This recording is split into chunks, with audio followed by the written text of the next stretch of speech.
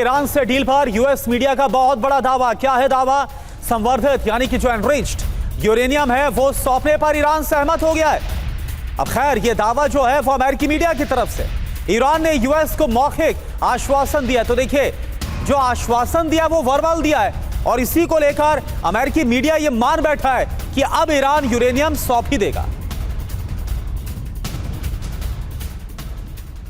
और इधर ईरानी सेना का ट्रंप को जवाब, फर्जी जीत दिखाने की कोशिश कर रहे हैं ट्रंप। डील पर अभी कोई फैसला नहीं, समझौते पर ट्रंप के दावे गलत और झूठे। आईआरजीसी के हवाले से फार्स न्यूज ने यह खबर दी है।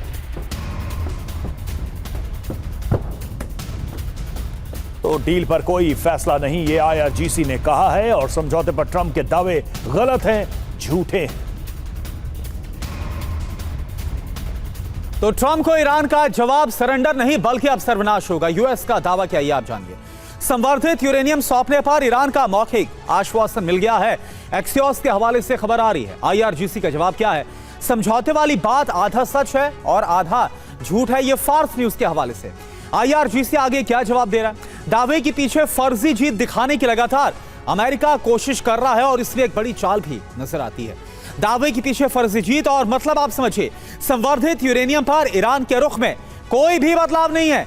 यह तो बहुत बड़ी बात कही गई है। डील के लिए ईरान अपनी शर्तें छोड़ने के लिए तैयार नहीं, ये इसका मतलब साफ तौर पर है। यानी आधा सच और आधा झूठ जो कहा जा रहा है, आईआरजीसी की तरफ से कहा गया है, इसमें क्या कहने का मतलब है ईरान का, क्या समझाने का क्या मैसेजिंग है, यह भी हमने आपको बताया। और इन सब के बीच आप देखिए, अमेरिका वर्सेस ईरान, कहां पर पूरी बात अटकी हुई है। ट्रंप का दावा क्या है? ईरान होर्मुज में टोल नहीं वसूलेगा। तो ईरान का जवाब है, प्रतिबंध हटने के बाद हम तय करेंगे कि हमें करना क्या है।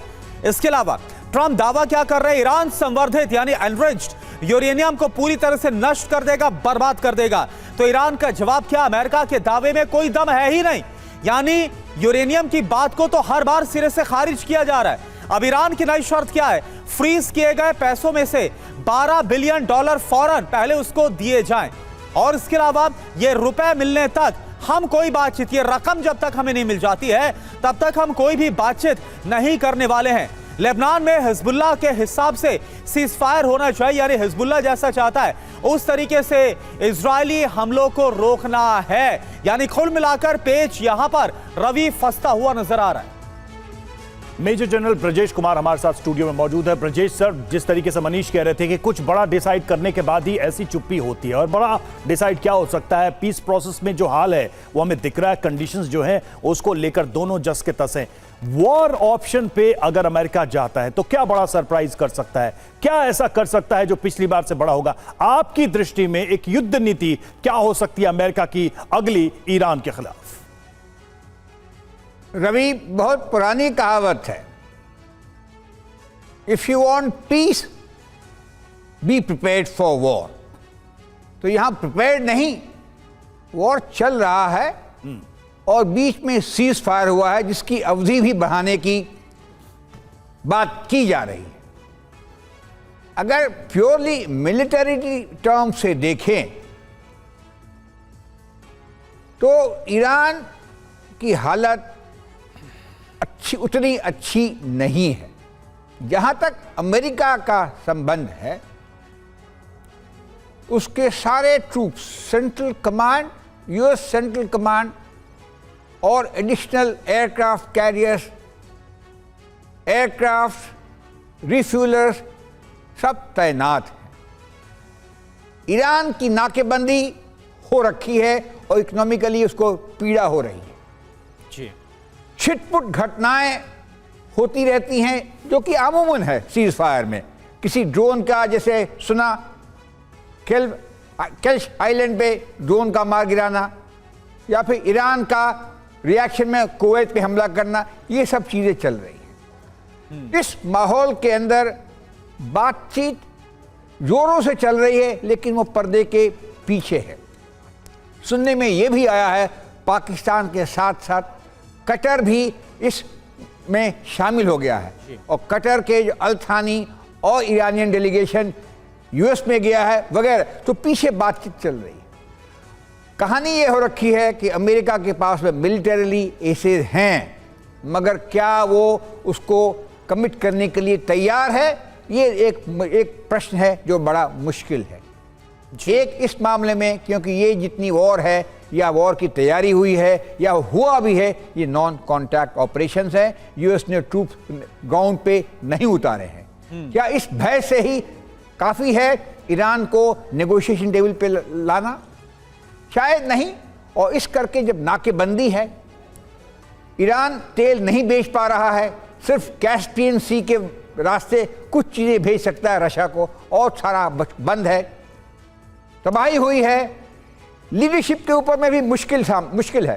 कौन ईरान को लीड करता है? IRGC है, कलीबाफ है, या पुराने जो खमैनी साहब के लड़के जो इंजर्ड हुए थे वो हैं? ये भी कहना बड़ा मुश्किल है। तो वेटिंग गेम है, और मेरा ख्याल है बिल्कुल ब्रजेश सर, यानी कुल मिलाकर अगर बातचीत थोड़ा आगे बढ़ती है तो ईरान की तरफ से कहा जाता है कि अमेरिका जैसी जिद दिखा रहा, उसके बाद हमें फिर से पीछे आना पड़ जाता है। मनीष एक बात समझाइए, ये समझ में नहीं आता कि कौन जाकर डोनाल्ड ट्रंप को ये बता देता है कि ईरान यूरेनियम देने के लिए राजी हो गया है, डील करने के लिए राजी हो गया है। मुझे याद है कि जब व्हाइट हाउस के बाहर फायरिंग हुई थी उस दिन भी ये बड़ी खबर आई थी न्यूयॉर्क टाइम्स के हवाले से, और अब एक्सियोस के हवाले से फिर ये खबर आ रही है और कहा जा रहा है मौखिक तौर पर ईरान ने बोल दिया है कि हाँ हम यूरेनियम दे देंगे। देखिए, मुझे लगता है दो बातें हैं। पहली बात तो ये कि अमेरिका और इजराइल अभी जो टाइम बाई कर रहे हैं वो इसलिए क्योंकि उन्हें अभी तक ईरान के नए सुप्रीम लीडर मुस्तफा खमनई के लोकेशन के बारे में एग्जैक्ट पता नहीं चल रहा है। जिस दिन मुस्तफा खमनई का लोकेशन उन्हें मिल जाएगा, आप यकीन मानिए उसी दिन ये युद्ध शुरू कर देंगे, क्योंकि वो लगातार कोशिश कर रहे हैं कि एक और धक्का लगाया जाए ताकि इसके बाद फिर हार्ड लाइनर जो है सो वो खत्म हो जाएंगे, और फिर जो सो कॉल्ड थोड़े से लिबरल लीडरशिप है उनके साथ डील करना पड़ेगा। ये मेरा अपना मानना है कि ऐसी संभावना है। जो दूसरी बात है कि कौन ट्रंप को बार बार ये कहता है कि न्यूक्लियर संवर्धित न्यूक्लियर को लेकर कोई समझौता हो जाएगा, तो हमें ये भी ध्यान रखना होगा कि ये ईरान की एक बहुत सोची समझी बातचीत को लेकर रणनीति रहती है, और जिसे लेकर ईरान माहिर है। सैकड़ों साल से ईरान नेगोशिएशन के मामले में ईरान को दुनिया का कोई भी मुल्क हरा नहीं सकता, क्योंकि इसमें उनकी एक्सपर्टीज है। आप कह सकते हैं कि वो पर्शियन डीएनए में ये बात शामिल है। कई 100 साल तक ईरानियन और ऑटोमन के बीच में लड़ाई होती रही, और लेकिन साथ साथ वो नेगोशिएशन भी करते रहे। तो हो सकता है कि ईरान की तरफ से ट्रंप को बार बार इस तरह के मैसेज दिए जाते हैं, और जब बातचीत के समय वो फिर विड्रॉ कर लेती है। तो सिग्नल देना और फिर उससे विड्रॉ कर लेना, ये बखूबी ईरानियन को आता है। जिस वक्त लगता है कि अब लड़ाई होने वाली होगी, उस वक्त कोई नया मैसेज चले जाता है, फिर ट्रंप को लगता है चलो बिना लड़े काम चल जाएगा। तो इस तरह बारंबार आप कह सकते हैं कि ट्रंप को बेवकूफ बनाया जा रहा है, या ट्रंप उस ट्रैप में आ जा रहे हैं, क्योंकि ट्रंप डील को लेकर इतने ज्यादा डेस्परेट हैं कि वो ईरान की इस स्ट्रेटेजी को समझ नहीं पा रहे हैं। जी बिल्कुल, लेकिन ये डील हो नहीं पा रही है, और कई तरह की कोशिशें ट्रंप करके देख चुके हैं। सवाल यह है कि इस डील के लिए ट्रंप की तरफ से क्या छूट ईरान को मिलेगी, क्या वो रियायतें ईरान को मिलेंगी जो ईरान चाहता है, क्योंकि अभी तक तो ट्रंप की तरफ से, अमेरिका की तरफ से ना है।